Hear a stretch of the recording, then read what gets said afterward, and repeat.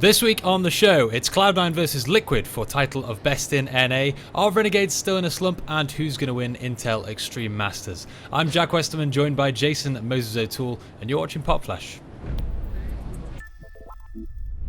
Our first story this week is the iBUYPOWER CSGO Invitational Cup, which took place in Santa Ana, California from November 14th to 15th. Now, Jason, this was kind of like an All-Americas Cup with Renegades thrown in. There was something like 6 North American teams, plus Luminosity and Renegades, so let's take a look at the groups to kick things off.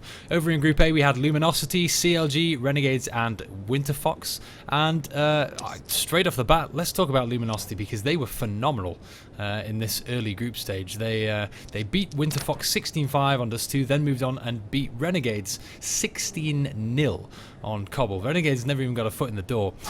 Is that what we've come to expect from these Brazilian guys against North American teams, do you think?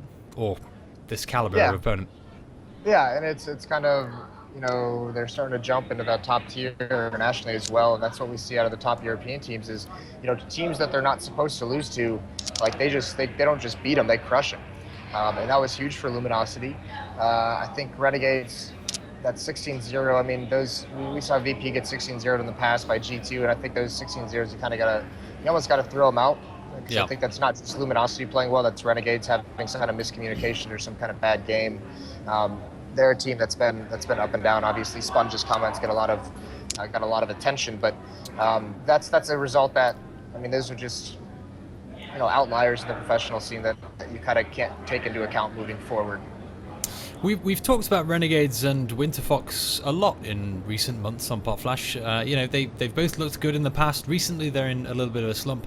Is it fair to say they're still struggling at the moment?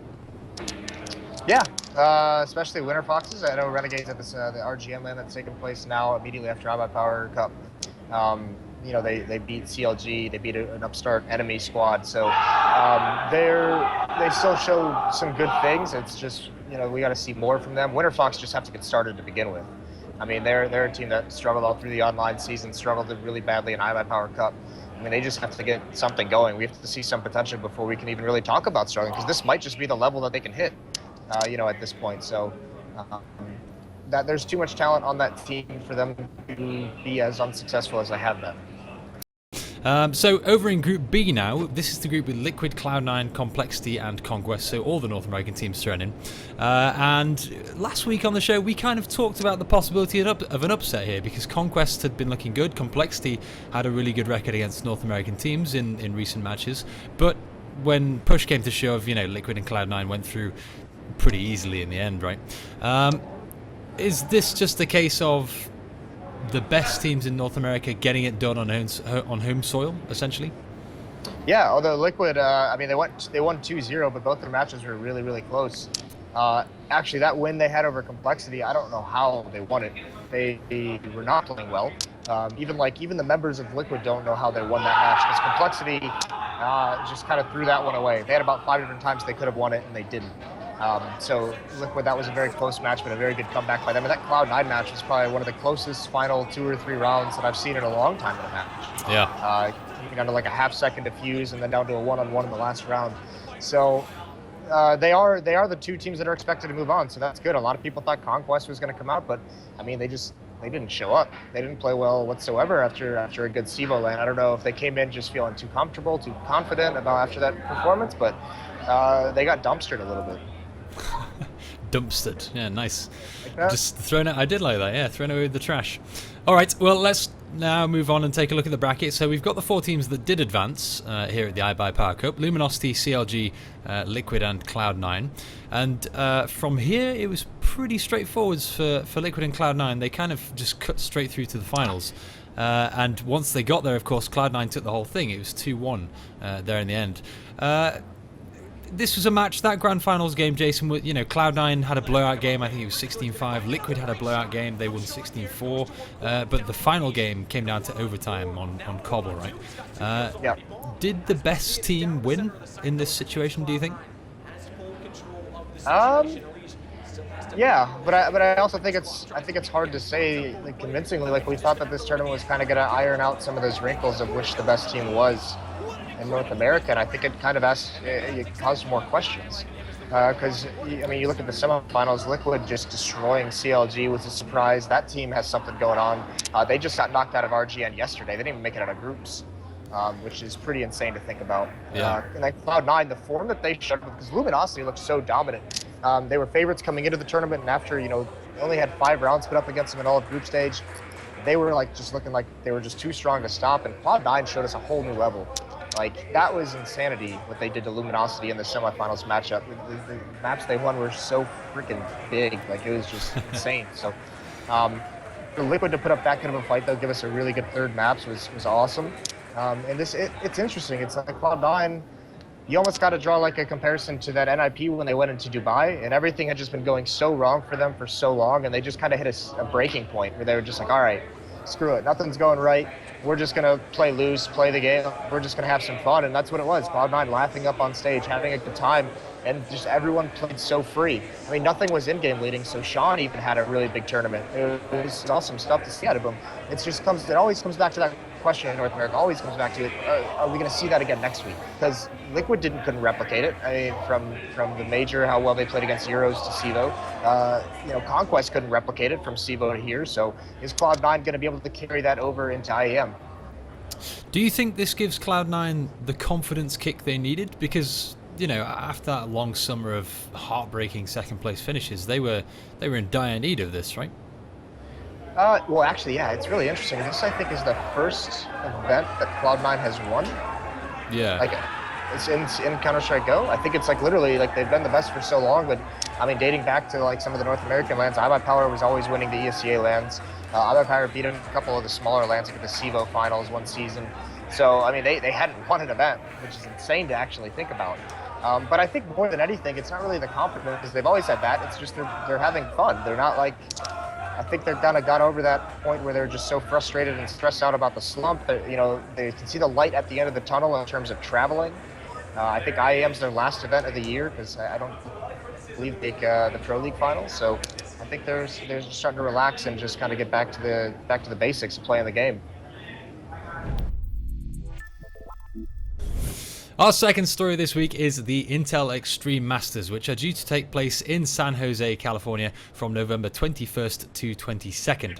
Once again, Jason, there are $100,000 up for grabs here, so no small pot of change. And this is kind of like a little European tournament over in California, I guess. We've got 5 of Europe's best teams playing over for this. So let's take a look at these opening round matchups. We've got TSM versus Cloud9, virtus.pro versus G2, Envy and Liquid, and Na'Vi and Luminosity. So, give us a rundown of which of the 4 teams are going to take wins here in these early games.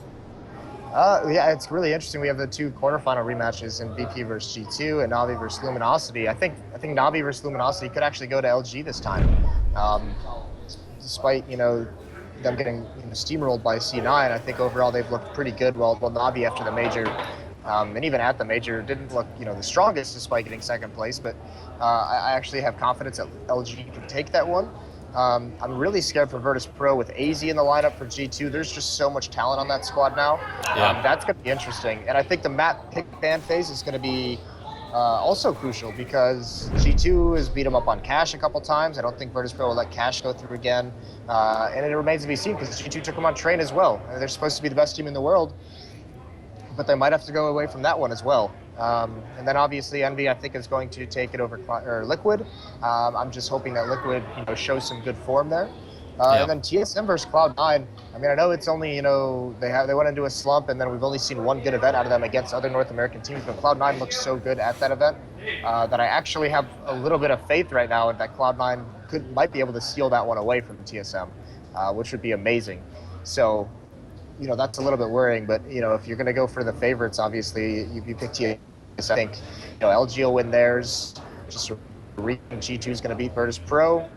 And I think that I'm going to be Liquid, and then I might even just take Cloud9 versus TSM, just to be American for the first time ever. Yeah, that would really throw a spanner in the works. Well, you talk about G2 being dangerous there, but they had this public roster change with Fnatic last week. They swapped out Dennis. They've got AZ in the roster. Can they really perform so soon after such a major roster change? Yeah, why not? They don't do anything like super complex. They're just really, really skilled. It's some pretty basic teamwork on their CT setups, and I mean, AZ is just a monster. This is a guy who put up 60-some kills in 2 maps at the moment, but this team getting eliminated. Had a great performance at Sivaland while the rest of his team struggled. So yeah, I mean, they actually, in my opinion, upgraded when Dennis went to Fnatic and they got AZ. Not that Dennis is a bad player by any means. No. I just think AZ right now is just a monster. Last but not least, I've got some quick-fire questions for you, Jason. So, quick as you can, give me your thoughts on the following news stories from the week. First off the bat, Swag is back in competitive Counter-Strike, playing for Cloud9 this weekend, right where you're sat, in fact, Jason, at RGN in California. Yeah, it's awesome. It's really, really cool seeing him play. Obviously, he's been dominating. He's been playing a lot of pro-level 10-mans in North America, so he's kept up on his game.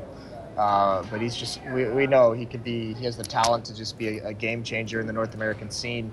I think the big thing is just going to see how Valve reacts to him playing at this tournament, and that'll kind of dictate what Cloud9's planning on doing in the future. I think if it's a situation where they don't really mind, he might be their permanent 5th. And they'll just have to substitute someone in for the majors. So it'll be interesting to see how that plays out.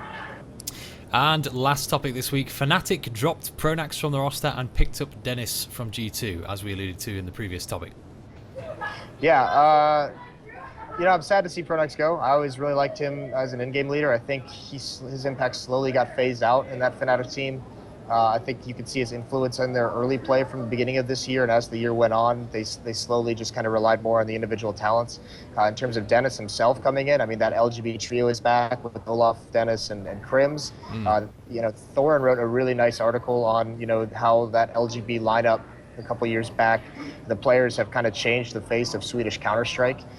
So make sure you guys should check that out if you want more information on it. He goes really in depth. But Dennis is a strong player. He played really good at Cluj for G2, and I think that it's also going to help the other Fnatic guys. I don't know if they're in a slump by their championship level of expectations, but I think they're going to be very happy to bring him back into the fold, get a little bit more comfortable, and get back to that winning ways. That's it for this week. I'm Jack Westerman, joined by Jason Moses O'Toole. And we'll be back next Wednesday with another episode of PopFlash.